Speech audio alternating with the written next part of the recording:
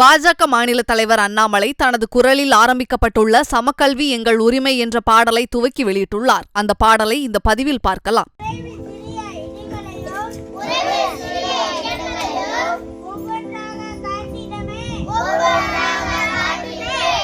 தமிழகத்தில் வசதி வாய்ப்புள்ளோருக்கு உயர்தரமான கல்வியும் ஏழை எளியோருக்கு தரமற்ற கல்வியும் தான் தலைவிதி என நிர்ணயிக்கப்பட்டுள்ளது. கல்வியில் சமத்துவம் என்பது வெறும் வார்த்தையாக மட்டும் உள்ளது. தற்போதைய தேவை கல்விக் கொள்கையில் ஒரு புரட்சி. சமமான கல்வியை அனைத்து தரப்பு மாணவர்களுக்கும் பெற்றுத் தருவதே நாங்கள் இன்று ஏற்கும் தலைமை சபதமாகும். வாருங்கள், முடித்து காண்பிப்போம்.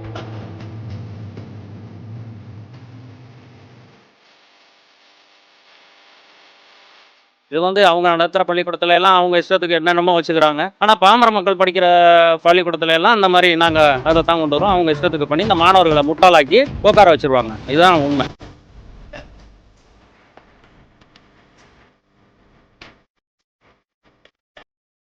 முதல் மொழி தாய்மொழி தமிழாக இருக்கட்டும், இரண்டாவது மொழி ஆங்கிலமாக இருக்கட்டும், மூன்றாவது மொழி கட்டாய ஹிந்தியாக இருக்கக்கூடாது. மலையாளம் கற்றுக்குங்க, தெலுங்கு கற்றுக்குங்க, கன்னடம் கற்றுக்குங்க, எந்த மொழி பிடிக்கும். இந்திய மொழிகளில் உங்களுக்கு பிடிச்ச ஏதோ ஒரு மொழியை கற்றுக்குங்க.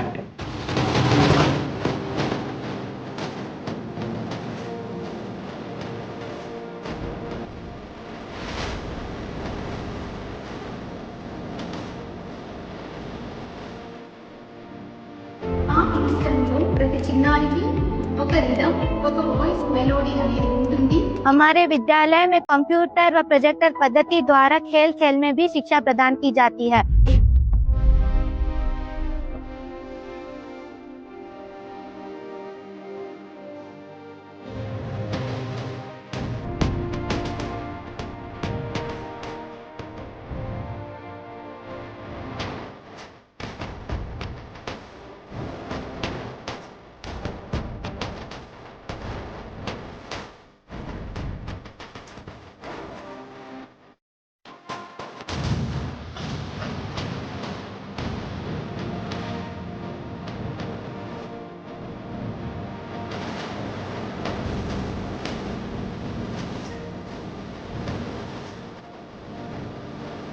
இப்ப இருக்கிற இளைய தலைமுறை என்ன அப்பான்னு அழைக்கிறத கேட்கிறப்பவே ரொம்ப ஆனந்தமா இருக்கு. என்ன அப்பான்னு அழைக்கிறத கேட்கிறப்பவே ரொம்ப ஆனந்தமா இருக்கு.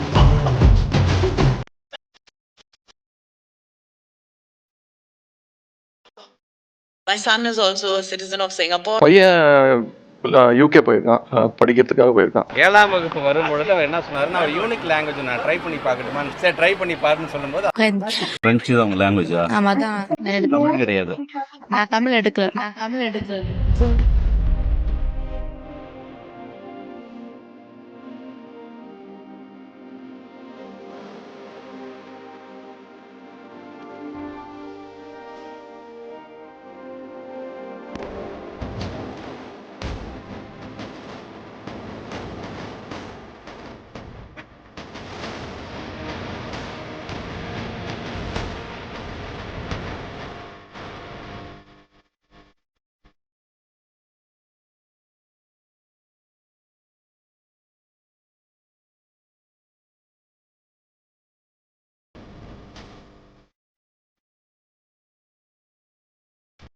கட்டுறது கைமணாலும் பல உலக மாதிரி எவ்வளவுமே தெரிஞ்சுக்கிறது நல்லது.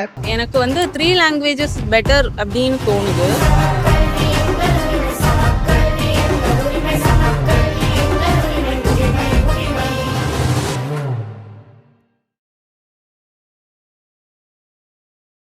செய்திகளை உள்ளது உள்ளபடி தெரிந்து கொள்ள ரெஃப்ளெக்ட் நியூஸை சப்ஸ்கிரைப் பண்ணுங்க.